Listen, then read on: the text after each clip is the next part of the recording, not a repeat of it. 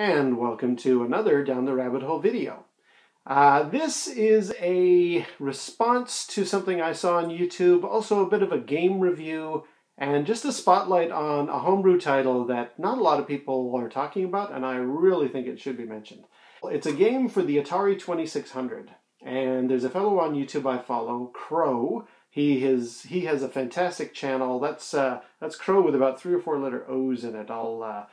I'll tell you what, if you click on the TV right now, you'll go to his channel. I'm trying out annotations on YouTube, so if you've got a viewer that doesn't work with annotations, then sorry about this, you'll probably have to watch it on a laptop or something. But anyway, yes, Crow did a video recently about the Atari 2600 and why he has it in his collection and how much he enjoys that machine. And I agree with him. It's a great little unit, and I love mine. And at the end of the video, Crow was mentioning all the different controllers for it, the paddle, the joystick, the keyboard.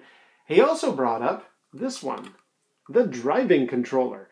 Now, I just picked one of these up recently. I had one back in the 70s and didn't really end up using it very much, so I didn't think of buying it until just recently, and that was actually for something I was doing with my Vectrex.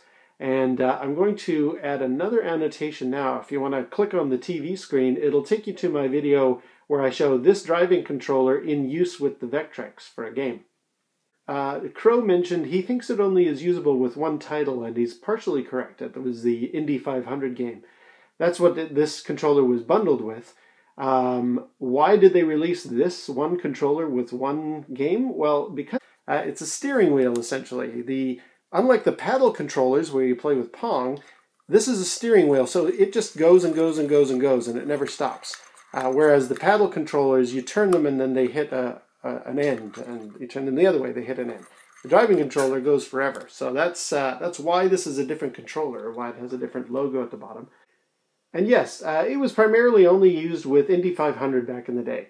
So when I was getting this for my Vectrex, I thought I better look up what other games, maybe there's been a homebrew or some recent game that was made that uses this controller, and in fact there is, and it's a title not a lot of people talk about.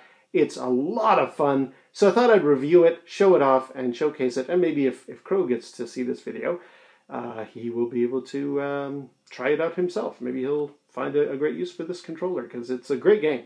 Now, let me just turn on the TV.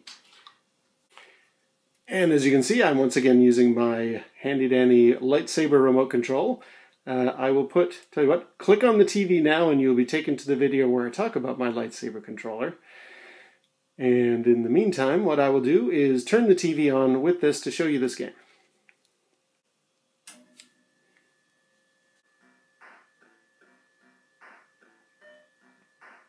So here is the game that I was talking about. It's called Reflex, and it's kind of like a cross between Breakout or Arkanoid and Quadrapong in a way.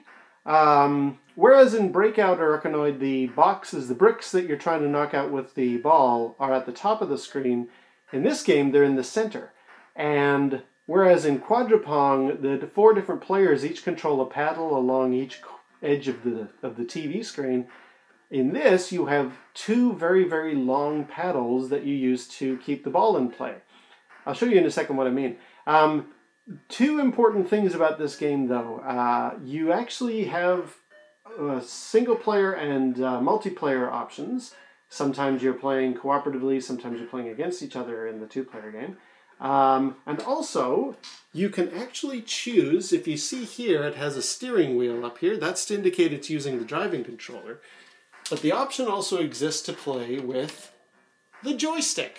Now, I wouldn't recommend trying to play this with the joystick unless you don't have a driving controller, because the driving controller just really works so well with this game.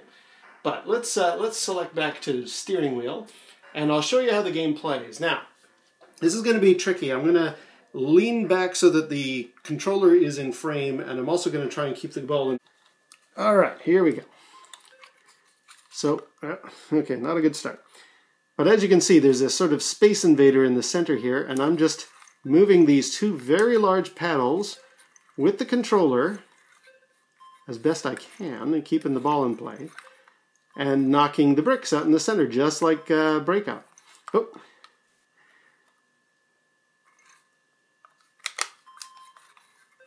It's a very, very good game. I love the challenge level. I mean, you would think with such giant paddles to keep the ball in play, whoa, that it would be easy to do, but it's not actually. This has got a great challenge. Oh, didn't move fast enough. It's got a very good challenge level to it.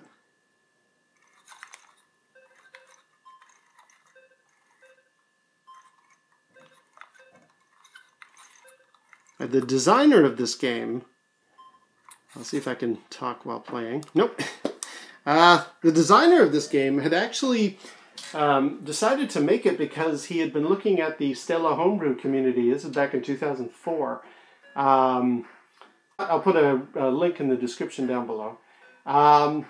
Yeah, the developer had been getting into the Stella homebrew community, and this is back in about 10 years ago. And Reflex was the result of his attempt to program all of this stuff. And I think he's done an amazing job. Like the graphics are very, very good for what type of a game this is. Even the ball has like a little shadow edge to it. Like, you know, it's not just a square ball or square box bouncing around. He's actually put some finesse into that. The steering wheel icon at the top, or the joystick if you're playing in joystick mode. And you can see, even with the music playing, there's a little synthesizer light indicator in the bottom corner of the screen there, just showing that, you know, there's some music playing. There's a lot of polish to this game. He's really done a good job.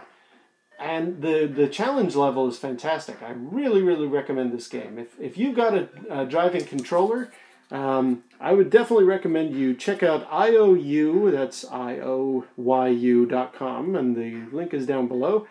Try out this game, Reflex. It's a fantastic use of the driving controller, and it's also just a really nice variation on the breakout idea.